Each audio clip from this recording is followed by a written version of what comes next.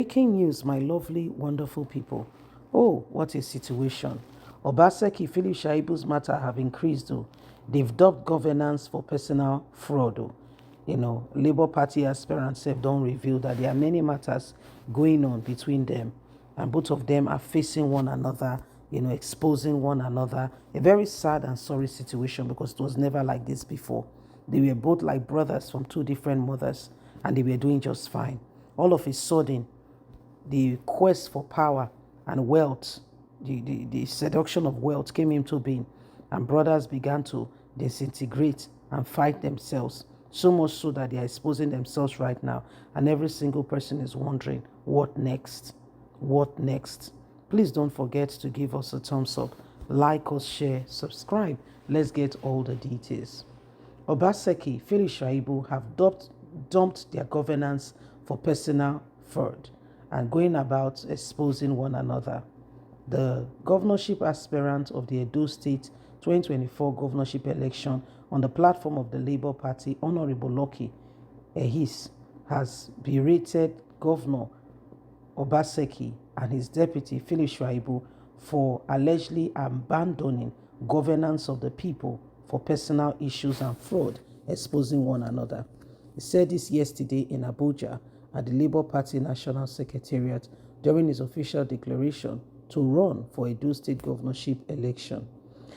He said the Edo State is in the last 8 years has been pushed into a situation where anti-people policies have dished out on a daily basis at the expense of the people's resources. We won't allow such radicalism and abandonment of our state to continue. We will transform the state into a modernized city across Labour Party. Across the nation, the Labour Party governorship candidate declares, let's make it attractive. Let's ensure that we give excellence and deliver the nation. Noting that Edo has been gasping for economic revival and infrastructural directives to revamp and to bring the nation into a better place. The kind of leadership that we promise the people must be delivered. Where truly words of education is not just a speech made on the platform of us getting the trust of the people and abandoning them when it matters most. Speaking at the national chairman of the Labour Party, Barrister Julius Agbere commended the court for nullifying his suspension by the words of the ESCO, affirming him as the authentic chairman, and says Labour Party is set to move on. So these are some of the matters that have gone on in recent days, and every single person can see that we really need to begin to look at things more critically in a more advanced form and way, so that together we can make a lot of difference. The issue here is that there are a lot of people who you think, when you hear them speak, is like the fluency of speech, and you are carried away saying, wow, these people are truly, have a heart for this nation. They are truly and sincerely working for the nation. But you get there, and by the time they get there, they totally abandon the people, totally and completely, and focus on their personal mission. And at the end of the day, the people will be wondering, who did we offend? How did we get here? But these are causes and part of the things that affect the people when there are no true hearts, people with true intention in delivering a nation from present predicament and ensuring that the state of the people is carefully thought about and put into consideration for the people to be safe. We cannot continue to abandon, who we are. We cannot continue to abandon us and give ourselves, to unholy appetites in terms of allowing, strange people to come into our governance who have a mission statement of satisfying only their personal, lust for wealth, power, and more power. That's what they do. It's not for the common masses, it's not for the common masses. And that's why, we all need to be truthful in dispensing and, speaking out in ensuring that the truth is being manifested. Nobody should take it for granted that this nation needs, is in a state, and we need a true revamping of the nation to set us free from the hands of those who wants to continue to hold us down. If Nigeria is to change, if things are to get better, every single one of us will have to arise, okay, and ensure that we do not allow the same people.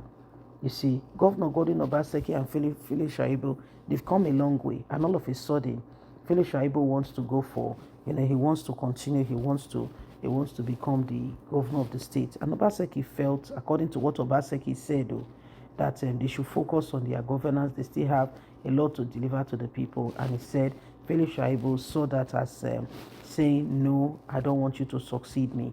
I would rather prefer somebody else. And before he could say Jack Robinson, according to him, Philip Shuaibu, took to his tent, and is looking out for other ways in which he could possibly get some harvest out of the whole situation and ensure that he's truly getting what he wants to get.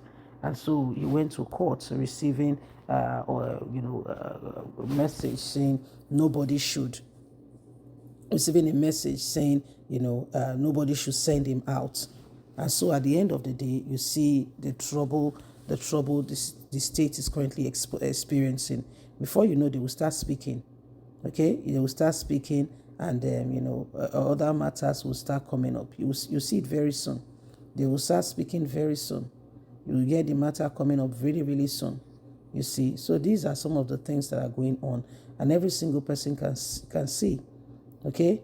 It's really clear. It's really clear. And so if we want to really see this change we've all been praying about, this is the time to act, not tomorrow.